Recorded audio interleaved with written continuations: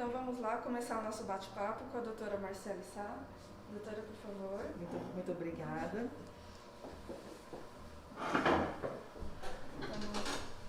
Doutora, sobre as doenças cardiovasculares, pelo que nós temos estudado atualmente, elas estão atingindo com mais frequência nosso público feminino e até mesmo sendo equiparadas doenças como câncer de mama. O que a senhora tem a falar sobre isso? Bom dia Renata. Agradeço muito ao convite da Igreja Assembleia de Deus por essa oportunidade. Eu sempre acredito que a educação médica continuada, inclusive para o público que não é da área, público leigo, é muito importante porque isso pode trazer realmente uma transformação social. Quando as pessoas conhecem, elas acreditam, elas se informam e elas se cuidam melhor, né?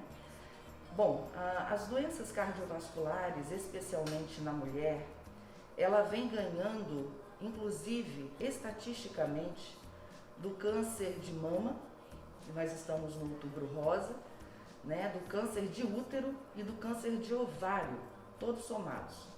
Na verdade, essa não é uma notícia nova, é uma notícia conhecida há muitos anos pelas sociedades de cardiologia, e nós tentamos combater isso de forma muito veemente. Por quê, Renata? Porque a mulher está acostumada, culturalmente no Brasil, a fazer o check-up ginecológico dela anualmente, né? O autoexame da mama, que é especialmente importante, os cuidados com a parte ginecológica, a ida ao ginecologista anual, né? É uma cultura nossa. Porém, a mulher negligencia a ida ao cardiologista.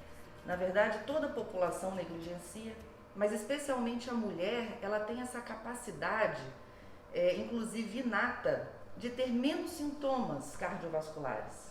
Ela não exibe o mesmo sintoma, da mesma intensidade que o homem. E mais do que isso, quando ela tem o sintoma, ela exige de si uma força sobrenatural de minimizar aquele sintoma dentro da cabeça dela. Ela fala, não deve ser nada, né? Então nós temos dois motivos para essa negligência da mulher em relação a buscar informações e check-up cardiológico, que são, ela sente de forma diferente os sintomas, ela às vezes sente um mal-estar gástrico, muitas das vezes ela sente uma tontura, náusea, ela atribui isso a outra coisa, a outro problema, né? E ela é mais resistente à dor também, então ela acaba segurando mais aquele sintoma por mais tempo, gerando com isso um impacto muito grande em mortalidade, tá? Então no mundo nós temos essa evidência de que o câncer de mama, ovário e útero estatisticamente perdem para a doença cardiovascular na mulher. Nós temos aí um número de 85 milhões de mulheres, infelizmente, no mundo anualmente, que vão a óbito por causas cardiovasculares. E infelizmente essa realidade poderia ser evitada. Com o nosso bate-papo hoje nós vamos tentar elucidar essas condições que podem alterar essa estatística tão cruel para a mulher. Tá certo.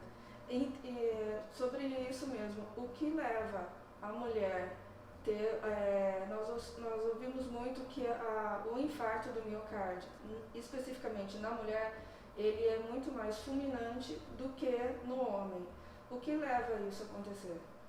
Bom, primeiro o fato dessa situação de sintomas atípicos, né? Não é para todos, né? Não existe matemática exata na medicina, mas existe essa atipia de sintomas na mulher. Mas existe uma peculiaridade muito interessante, que é o seguinte, a mulher na idade fértil, ela tem o estrogênio. Bom, então o estrogênio, ele acaba sendo um protetor da mulher na idade fértil. Se você olhar a estatística, o homem acaba infartando muito mais nesse período do que a mulher, em que a mulher é um pouco mais jovem, por causa do estrogênio.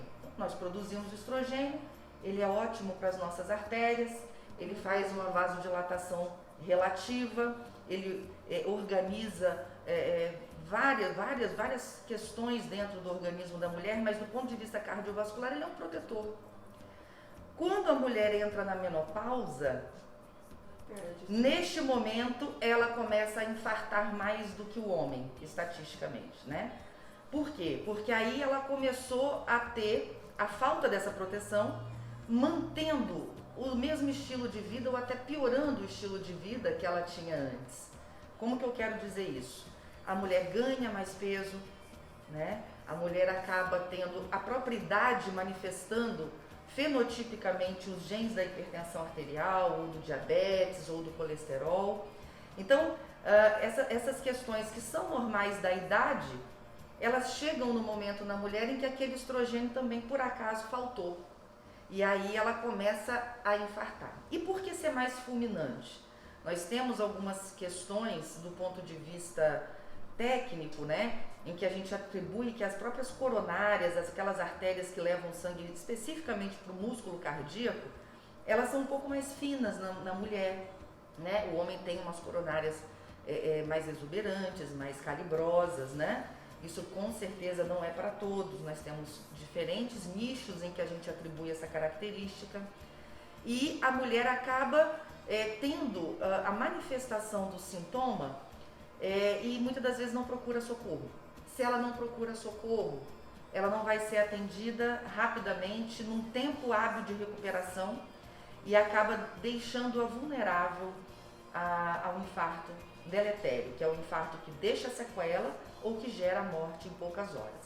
Sim, então o que na verdade pode se dizer que deve assim também ser um protetor cardíaco é o estilo de vida que a mulher tem, como seria o sedentarismo, a alimentação irregular, ganho de peso, esses seriam os fatores que podem ocasionar uma lesão cardíaca.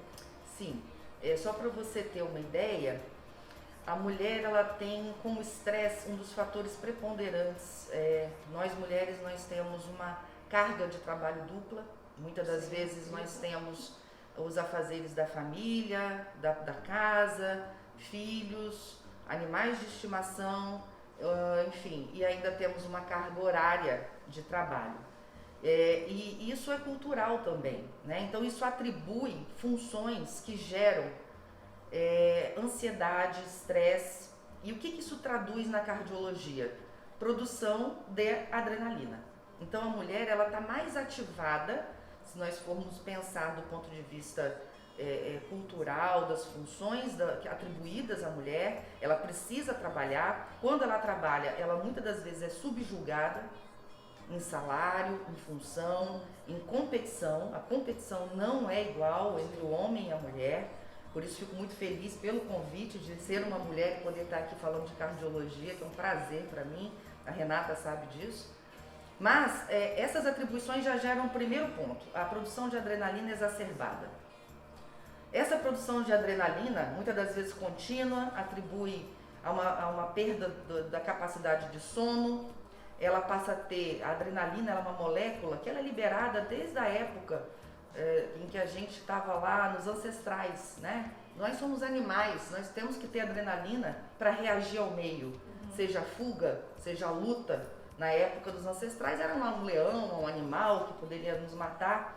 Mas hoje a gente ativa a adrenalina pelas situações do dia a dia, pelo aborrecimento no trabalho, discutiu com o marido. Existe um machismo na sociedade, sim, que vigora, né? Existe essa preponderância da mulher acatar muita coisa que ela também não aceita, né? Não do ponto de vista humano. Então ela produz mais adrenalina continuamente, como se ela estivesse num ataque.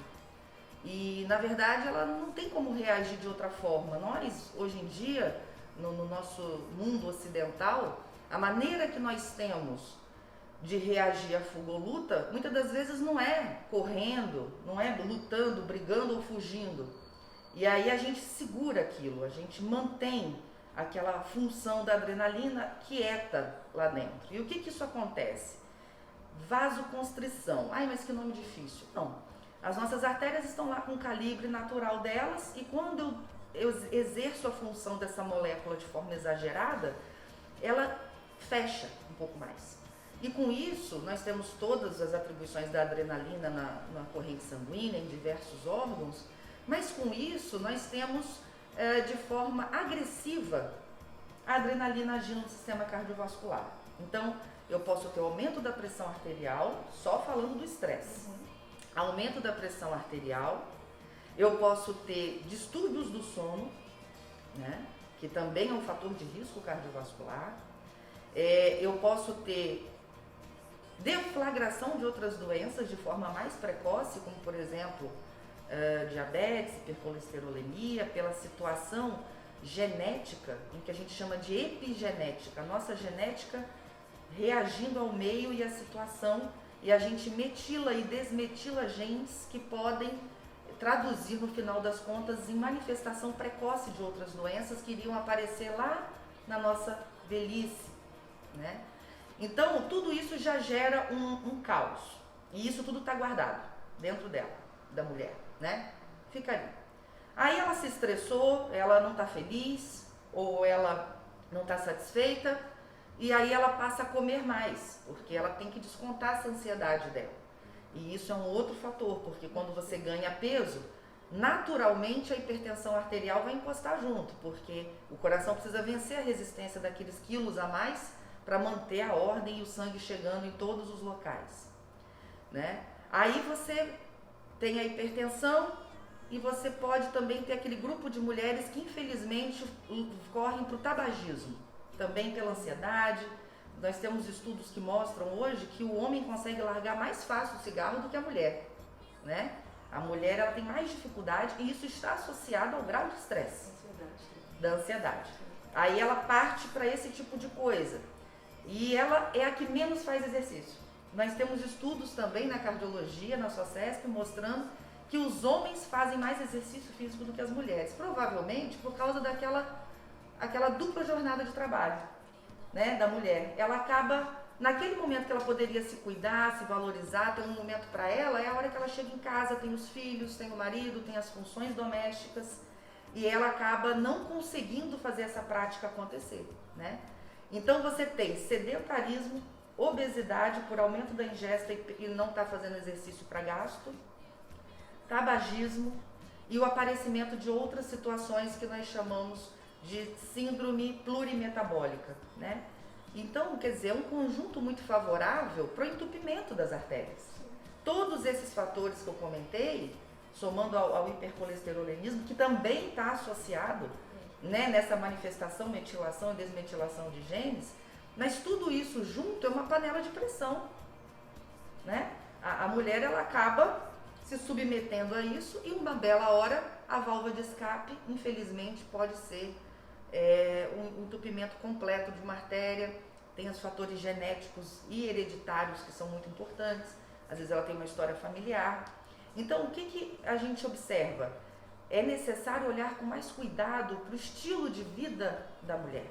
O estilo de vida é que vai ditar esses fatores de risco que matematicamente vão se relacionar com o infarto.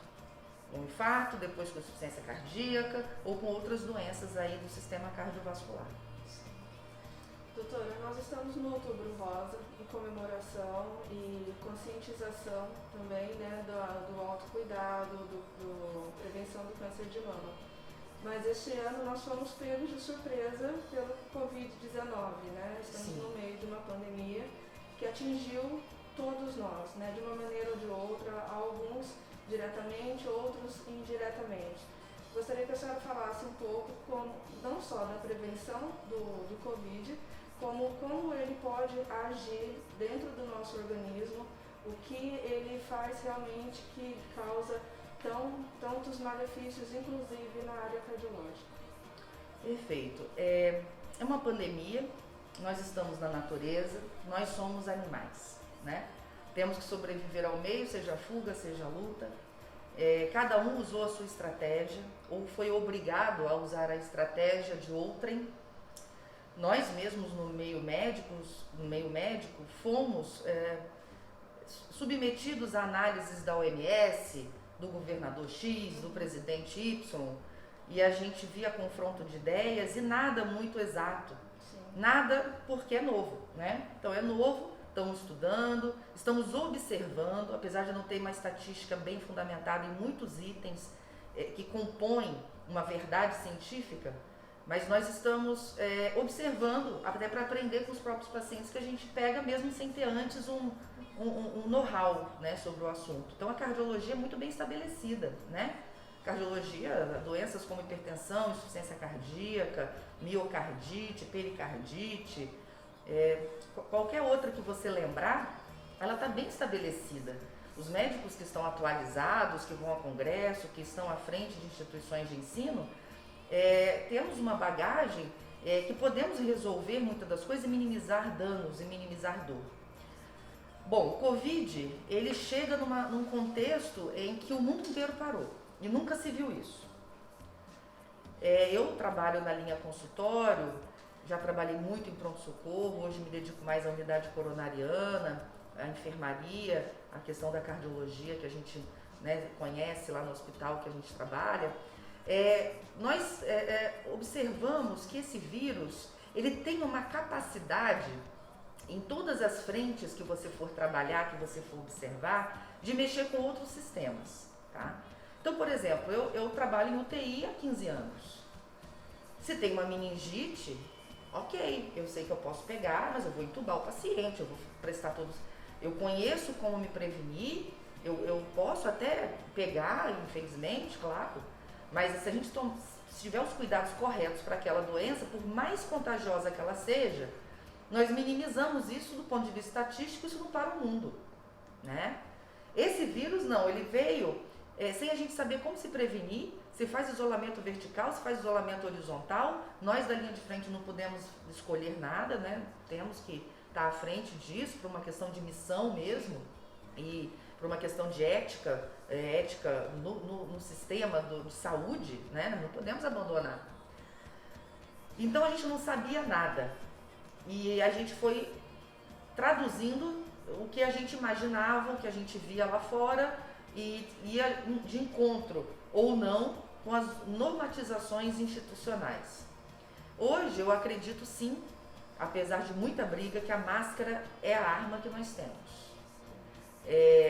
Claro que quando a gente está num ambiente mais contagioso, ou seja, exposto a uma carga viral maior, vale a pena a touca, vale a pena luva, paramentação impermeável da vestimenta, como no caso de uma UTI.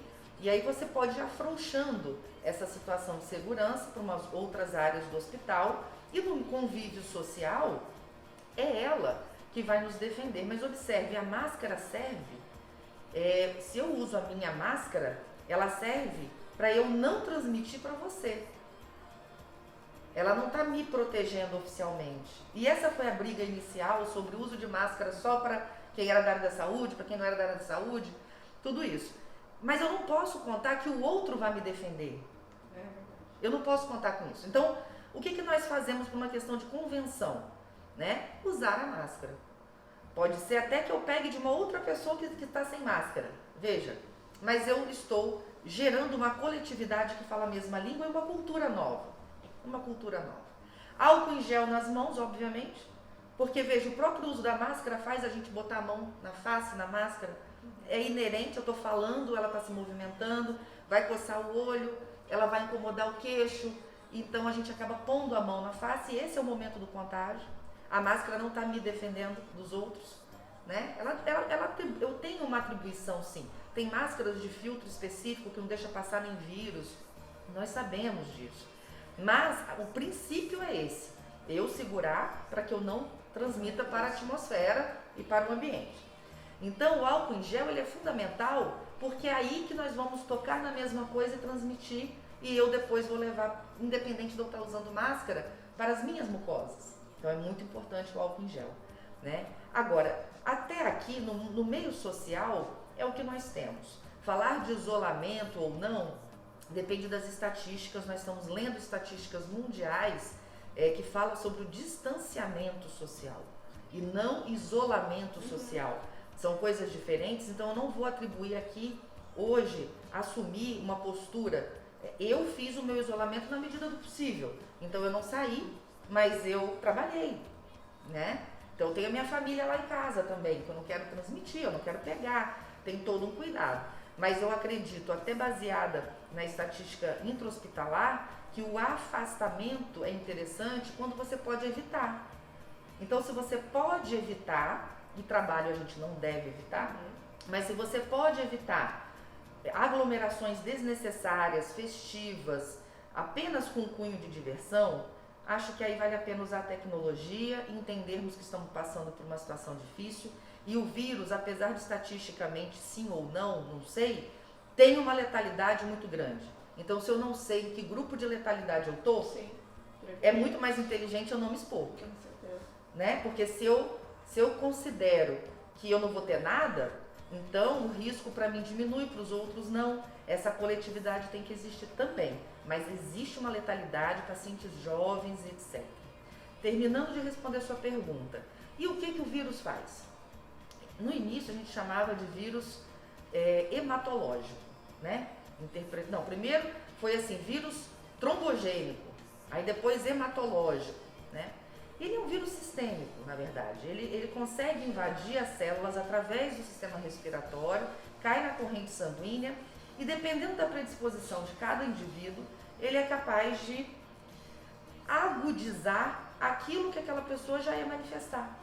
Então, se ela já tinha placas de entupimento no coração, o processo inflamatório que esse vírus traz, porque eu tenho que ter reação imunológica, eu tenho que ter reconhecimento imunológico que entra um corpo estranho, macrófagos que vão se transformar, que vão sinalizar para os meus linfócitos T, que vão pedir para os meus linfócitos B produzir anticorpos. Existe todo um maquinário de soldados, porque nosso sistema imunológico nada mais é do que artilheiros prontos para uma guerra. Entrou um inimigo, ele tem que se armar. Com essa situação de guerra estabelecida, cada um vai responder à estratégia de guerra de cada um, mediante as suas células, suas informações genéticas e o que é traduzido no RNA nosso e DNA. Então, quando o vírus ele chega lá, cada um vai fazer de um jeito. E esse processo que é inflamatório, porque é uma estratégia de guerra e vai ter que usar armas que geram esse processo de inflamação, podem chegar lá naquela minha artéria que estava mais ou menos entupida e falar assim, bom, nós estamos aqui armados, vamos matar todo mundo, não sei o que, aquela artéria, aquele vaso sanguíneo, ele não está preparado para isso e ele acaba não reagindo de forma correta e nós temos uma instabilização de placa, por exemplo, gerando um infarto. Será que se essa pessoa não tivesse pego o Covid, ela teria infartado naquele mesmo dia? Eu não posso responder. Parece que não. Porque nós recebemos indivíduos com infarto, que depois a gente foi descobrir que era Covid. Isso depois, porque não tinha sintomas. Nós recebemos indivíduos, por exemplo, com dor no peito, né? Que a gente não via sinais de infarto, e que era uma inflamação do miócito, que a gente chama de miocardite, uma doença extremamente grave do ponto de vista cardiovascular, de alta mortalidade, e que a pessoa às vezes não tinha nada, era um atleta, né? Nós tivemos muitas situações de hemodiálise nos pacientes de UTI. Mas esse paciente não tinha problema renal. Bom, mas apareceu. Nós tivemos muita trombogenicidade, muito trombo. Trombose venosa na perna, trombose venosa no pulmão, que é o tromboembolismo pulmonar de altíssima mortalidade. Nós tivemos pacientes lá no nosso serviço, né, que chegou apresentando um quadro desse, ele tinha infartado há 2 semanas atrás. E aí o que acontece? Você tem que acolher aquele indivíduo sem ter certeza se é Covid, mas já desconfiando, porque a gente tem um poder observacional. Se a gente está observando que a história está assim, né, o que nós tivemos em autópsias lá na Itália? Microtrombos no pulmão, mesmo a pessoa não tendo uma tromboembolia pulmonar oficial, quando esses indivíduos morreram, foram analisar a autópsia, porque cadê a falta de ar? Porque a falta de ar, aonde se explica? Eram microtrombos na microcirculação, então não era visível no exame, eu não podia fazer um exame e fazer o diagnóstico oficialmente, então a gente foi aprendendo.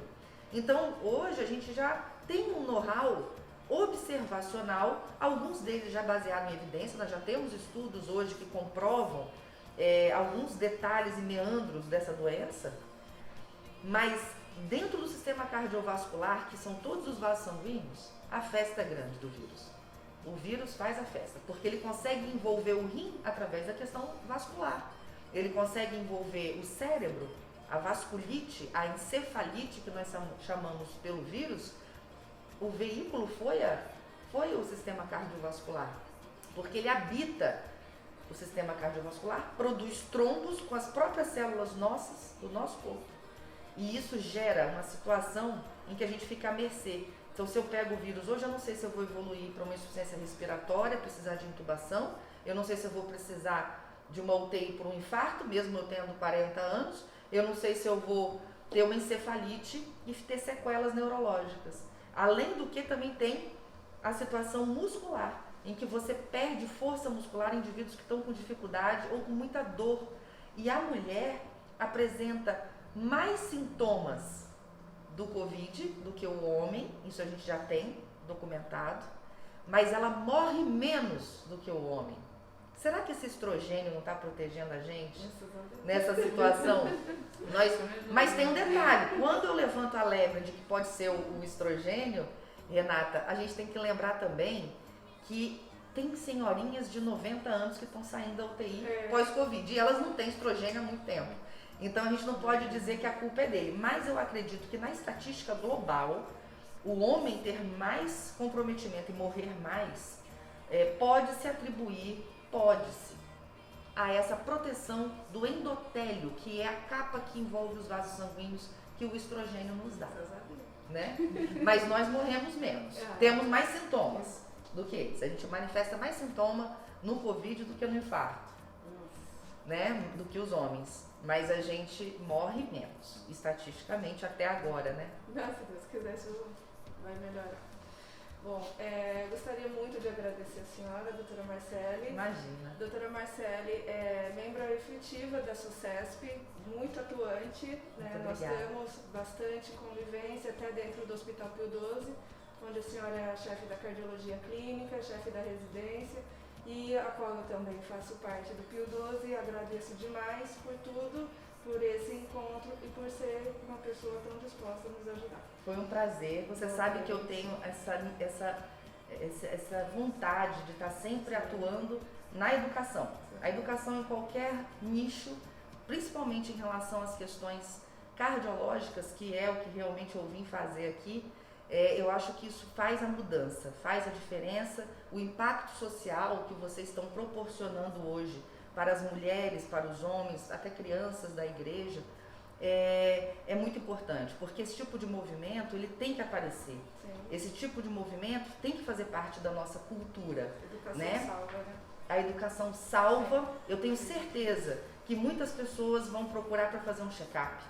Elas vão no médico delas, porque elas entendendo que elas têm mais chance de, na menopausa, por exemplo, ter um infarto, mais do que o próprio marido, de ter que se cuidar. A alimentação com mais frutas, hortaliças, assados e grelhados ao invés de frituras é muito importante.